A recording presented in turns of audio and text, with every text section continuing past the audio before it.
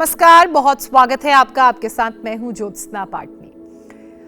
वक्त नहीं है कुछ लोगों के पास और जिनके पास वक्त है उनके पास मोटिवेशन नहीं। ये दो बातें आज मैं इसलिए कह रही हूं क्योंकि ये दो सबसे बड़े रीजन सामने आए हैं वर्कआउट ना करने के या फिजिकली एक्टिव ना होने के। इसके अलावा कुछ लोग ये भी कहते हैं कि भाई दौड़ती भागती हुई ज़िंदगी है, किसी की सुबह की शिफ्ट है, किसी की इवनिंग शिफ्ट है, किसी की जनरल शिफ्ट है, किसी की नाइट शिफ्ट है। तो इन अलग अलग शिफ्टों के बीच ये जो वर्किंग स्टाइल इतना बिगड़ चुका है या जो इतना भिन्न तरह का वर्किंग स्टाइल है, अब इस स्टाइल में और इन हालातों में अपने लिए वर्कआउट के लिए टाइम कैसे निकालें, और अगर टाइम निकाल भी लें तो फिर खाना कैसे मैनेज करें, क्योंकि खाना तो बहुत ज़रूरी है। कुछ लोग कहते हैं कि भाई हमारे पास तो टाइम ही नहीं है, फिर खाना भी खाना होता है, तो फिर वर्कआउट हम कैसे करें।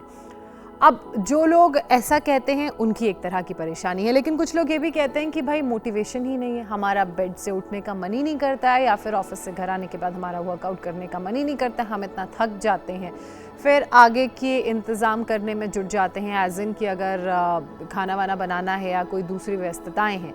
तो अब ऐसे में अपने आप को मोटिवेट कैसे करें। देखिए, मोटिवेट करने का तो एक ही सबसे सिंपल और बेहतर तरीका है। आप अपनी सेहत के बारे में सोचिए, और वो जो वक्त हम सब ने जिस वक्त से होकर हम सभी लोग निकले हैं, यानी कि कोरोना काल का वक्त, उसके बारे में सोचिए।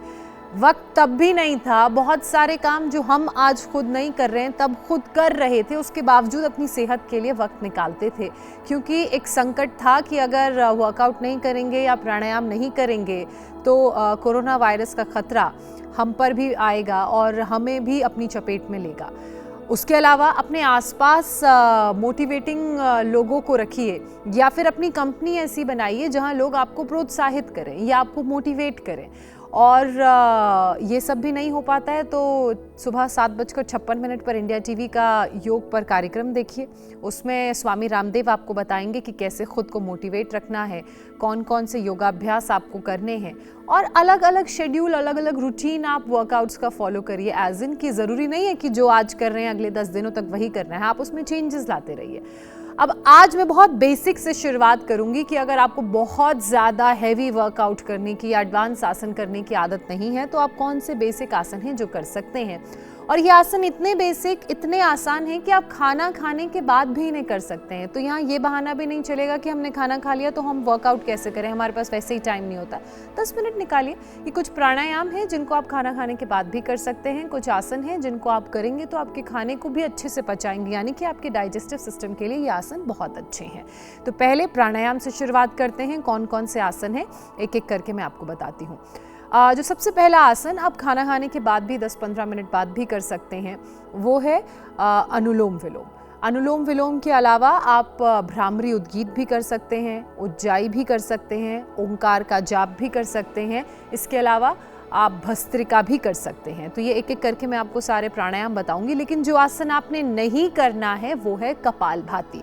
खाना खाने के बाद कपालभाति नहीं करना है, कपालभाति को खाली पेट करना चाहिए, खाली पेट करने वाला प्राणायाम है। तो जो सबसे पहला आसन मैं आपको बताने जा रही हूँ वो है भस्त्रिका।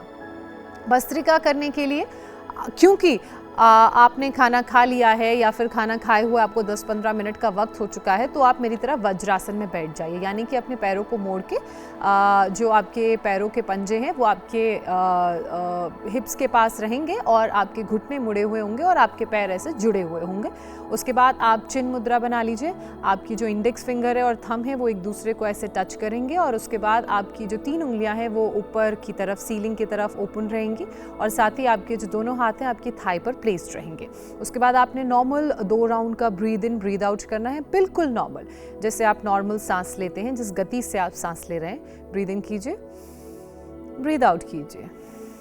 किसी तरह का कोई प्रेशर नहीं, कोई बहुत लॉन्ग ब्रेथ लेने की ज़रूरत नहीं है।